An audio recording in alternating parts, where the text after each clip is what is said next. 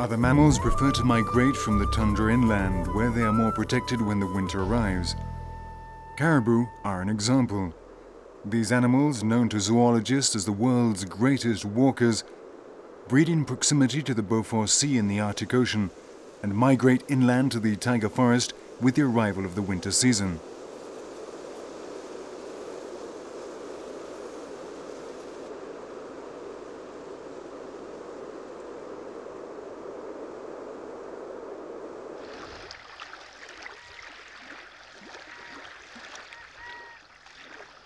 The taiga offers refuge to fauna during the winter months.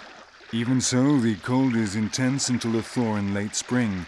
But unlike the tundra, there's no permafrost to impede the development of trees, which protect the plants and animals from the icy winds.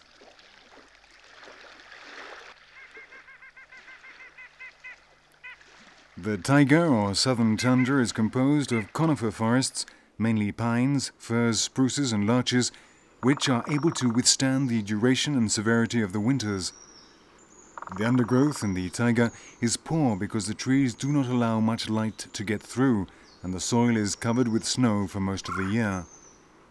The soil has a high level of acidity, which is increased by the decomposition of the conifer aciculae, and the dominant vegetation includes most lichen and different species of equista.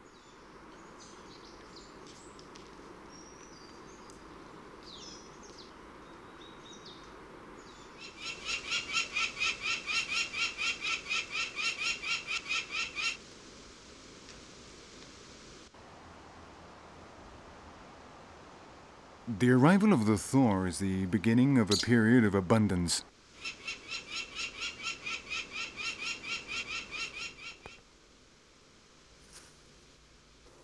The animals come out of their winter lethargy, there are new pastures for herbivores to graze on, and the entire community finds food easily.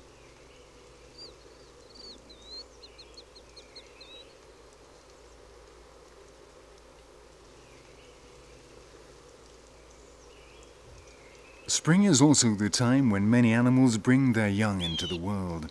Some, such as the caribou, migrate from the taiga to the northern tundra, while others, such as the wapiti, remain under the shelter of the conifer forest, taking advantage of the explosion of vegetable matter to replenish the fat lost during the winter.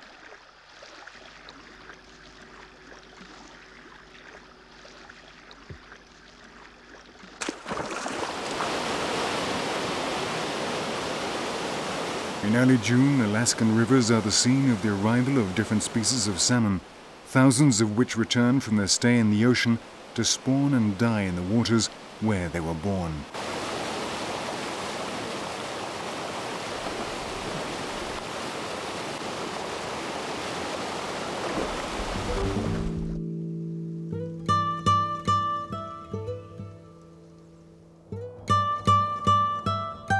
The bald eagles know this, and they lay their annual broods during this period when there is abundant fish to feed their offspring.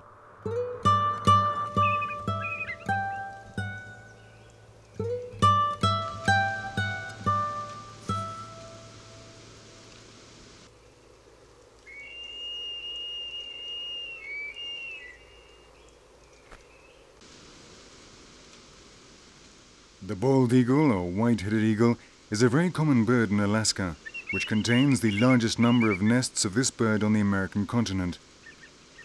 Unfortunately, it is rarely or infrequently seen in any other state because hunting, pesticides, and the loss of natural habitats have diminished the population.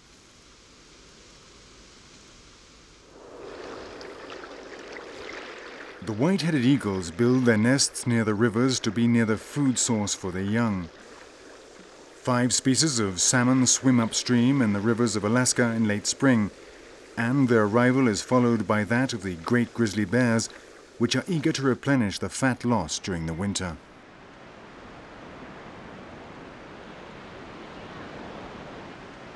On the shores and banks of the rivers where the bears catch the salmon and devour them, thousands of skeletons and some scattered excrement bear witness to the fishing incursions of these plantigrades, which are easy to observe during this period when they leave the depths of the forest to meander along the shores.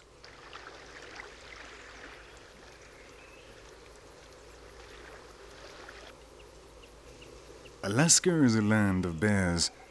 There are between 4,000 and 6,000 polar bears, more than 50,000 black bears, and between 35,000 and 45,000 brown bears, which, although they belong to the same species as the European brown bear, are larger in America. Here in Alaska, the subspecies known as the Kodiak Bear is the largest of them all, an animal which can grow as tall as 4 meters and weigh up to 1,200 kilos.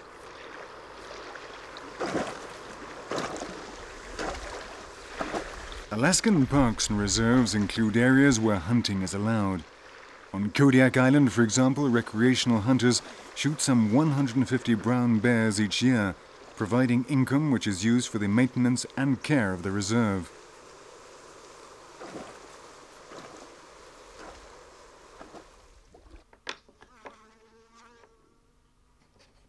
The growing attraction of this final frontier attracts more hunters every year, and the wild animal populations depend on careful and responsible hunting management.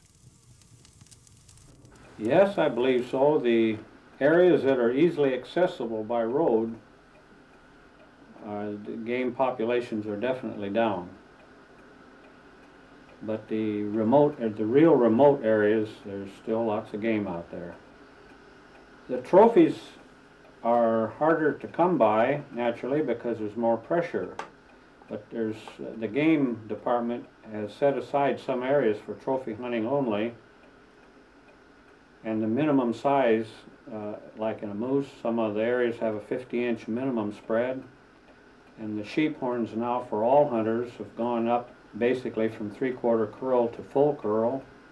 So the animals taken now are more mature in lots of respects than they used to be. The only deviation to that would be in subsistence hunting, where there, in many cases, you're allowed to take cows or bulls or the smaller animals. But the main thrust in hunting is the trophies are larger. Game management is very essential. As long as we can keep it out of politics and keep it in the hands of professional sportsmen, hunters, and subsistence users, and game biologists who are really concerned about the game populations, yes, it's